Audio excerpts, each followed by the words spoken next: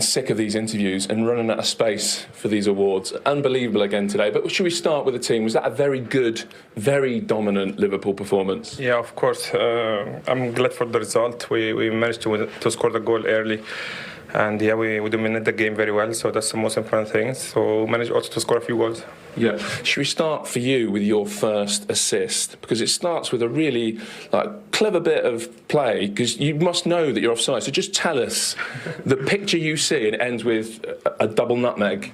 I think it's quite similar to Arsenal goal. Also, I was offside, then I left the ball to Darwin. This one, Lucho was shouting behind me or screaming, then I knew that it was offside. So you've got to be really switched on for that. Yeah, I had to run toward the goalie, the goalkeeper. Then he just get the ball and cross it to me. So I managed to pass it to Cody also. Clever play. Please don't be insulted by this, but did you mean both of the nutmegs? I don't think it's the first one. Second one, yes, because the only option I had this one, but the first one, no, I just want to go ball inside and shoot. But I was lucky to also get it inside and had to touch another time. Then yeah, but second one, yes. First one, no. So like I said, another record-breaking season. That's now 8 games you've scored and assisted in this season. No player's ever done that over the whole 38 games. I mean, you're on course for a Ballon d'Or season here, for an all-time great Premier League season. Those individual targets, along with the Premier League title, are they really on your mind? The only thing in my mind, to be fair, I want Liverpool to win the league, and I just want to be part of that. That's the only thing I really focused since the beginning of the season. So I will do my best for the team to win the trophy, and we are in the right direction. But of course, there is a few other teams that really try to catch up with us, and they're very good teams. So we just need to, again, to stay focused and humble and just work hard and just go again.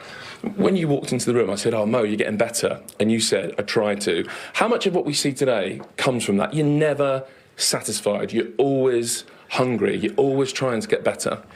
Yeah, I'm just trying to enjoy the game. To be fair, I was a little bit disappointed from a few chances I missed today. But in the end of the day, I came here for the result. I want the team to win. I want to do something in the game, and I'm glad I did. But I'm always hungry for more. Hopefully, next one I will score more. But yeah, the most important thing, again, team won the game. Do you know, actually, during the match, I was reminded that last time you came here in April, it wasn't a happy day at all. How much did the end of it wasn't, was it? How much did the end of last season fuel what we're seeing now? It was a funny thing you said, because the players before the dressing room, before the game in the dressing room, they also were they told me "Oh, you remember what happened here last year?" And the guys were laughing. Who brought it up? Virgil started with it, but yeah, we had a little laugh of that. But yeah, we had not a nice memory here last year, but I'm glad this one we had better one. Ready for the contract question? I know you're not going to stand here and tell us, but are you hoping to be able to give some good news soon? No, we are far away from that. But again, I don't want to put something in the media and people start saying stuff, but nothing really move on. But I'm focused with the team. Hopefully we win the Premier League. Well, thank you for answering that. You're the player of the match, of course. Well done. The player of the match. He's 7. Well, in January he could, yeah, but that's going to happen though. He's going to get to. Nothing's going to happen. Yeah, well, in January he could. Yeah, well, in January he could, yeah, but that's going to happen. As a line, the pieces fit in. Saw Real Madrid desperate for a right back. You know, their current right back's aging. Their current right back has got a cruciate knee ligament injury. They're desperate for a right back. Trent Alexander-Arnold, nothing left on his contract. On a free at the end of the year. It's a new challenge. His good friend Jude Bellingham's out there. There's a lot of things that piece together that makes me think, you know what, that one could happen. I'd be more confident about Virgil and Mo Salah staying. I mean, who on earth would get their head turned by the white shirt of Real Madrid when you're playing for Liverpool anyway? Is that the only downside for Liverpool fans at the moment? Because everything on the pitch is inch perfect. But these 3 major players off it, all out of contract at the end of the season, is the talk of every Liverpool supporter that you bump into at the moment. But, like I say, I think they're doing fantastic for the football club. They're staying very, very present. All of them, they're available every single week. We're seeing so many injuries throughout the Premier League, throughout the footballing world. These guys play at the highest level. They represent their country. I think they're absolutely fantastic what they're doing. They're staying so focused. They're staying so calm. They're playing at such a high level. Football's a business. They're making business decisions, and they're staying calm, and they're letting the people above them have the conversations. But Who knows what those conversations are? I certainly don't, and all of us would be speculating, we're putting jigsaw pieces together.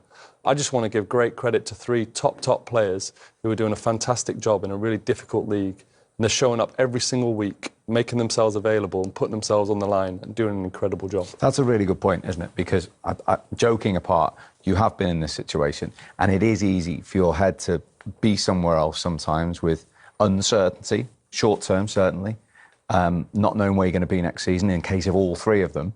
But it hasn't for one iota affected any of them at any time. Quite the opposite. Quite the opposite, yeah. They're all, in fact, if you could create a more perfect scenario, I don't think you could really.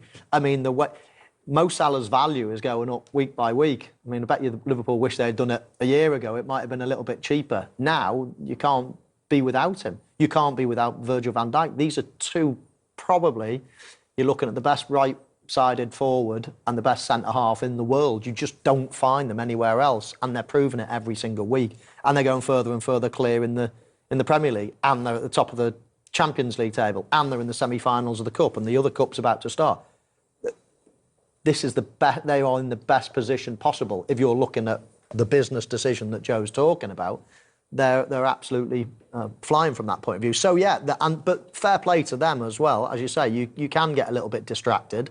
It's more worrying if you're not you don't feel like you're in a strong position, or if the club are not showing you love. If they're thinking of selling you or things like that, that can distract you because you're thinking, right, they don't really love me. Where am I going to go next, etc. But at the moment, they'll be clambering to sign them. I mean, it's impossible that anything else could be the case.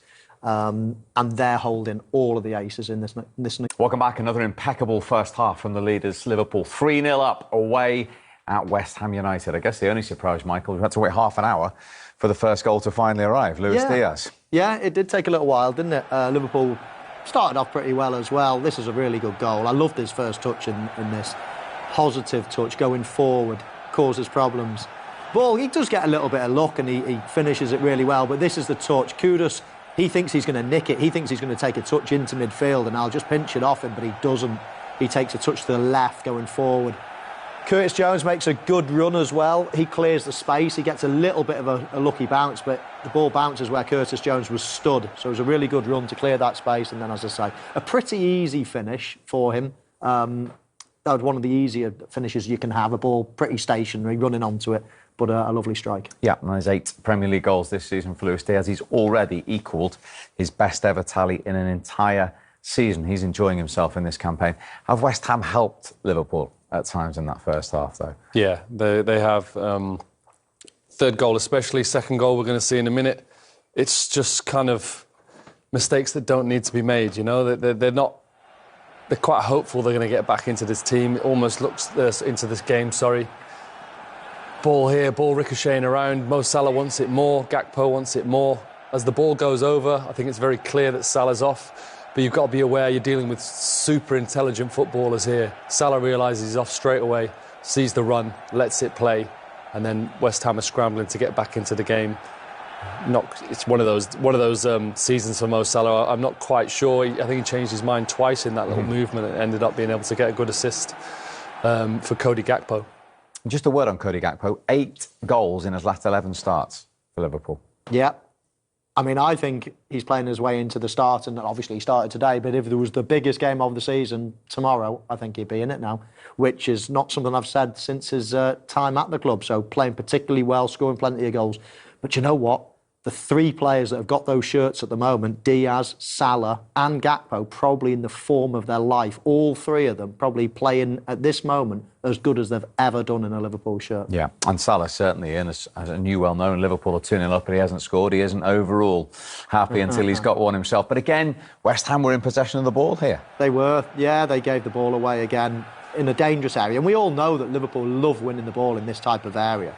You know, you win the ball like that, you've already got 4 or 5 players in great position straight away. And how many times have we seen Mo Salah curl the ball into the far corner? This time, he gives the goalkeeper the eyes, sees a little gap in the near post and whips it in. I mean, in that position there, Joe, as a goalkeeper, are you gambling? Are you walking? He almost sort of takes a little step to his right. His weight's definitely off. And then I think he realises Salah manages to drag it back. But Areola, one of his strengths is his spring. He's very much like Robert Sanchez. He's got an incredible spring, but he just gets the timing of the save all wrong.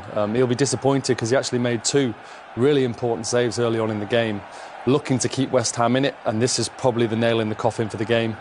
Like I say, you'll see his agility here. He is a very agile man, but just gets all the timing wrong with his left hand. He'll be disappointed. At the other end, West Ham have had a couple of flutters. One in particular at 0-0 inside 5 minutes when Paquetá couldn't get on the end of it. Yeah, Liverpool didn't fly out the box, looked a little bit slow, a little bit cumbersome at the back. And you've got to take these chances. You've got to get the stadium behind you. And I think it's just unfortunate. Paquetá, it just looks like he loses his footing at the vital moment. You need to score goals like that when you're up against it against Liverpool. Kudus always looking lively. You know, if anyone's likely, it's him and Jared Bowen who need to bring the fight to Liverpool. That's a beautiful strike, but just not good enough. Yeah, and that would have given West Ham something to cling on to at half-time. As it is, you know, Liverpool aren't that team anymore, are they, of a few years ago where you think, you know what, they attack great, but they leave stuff, you know, open at the back. They're not like that now. They're very in control. And I can't imagine West Ham are going to get back into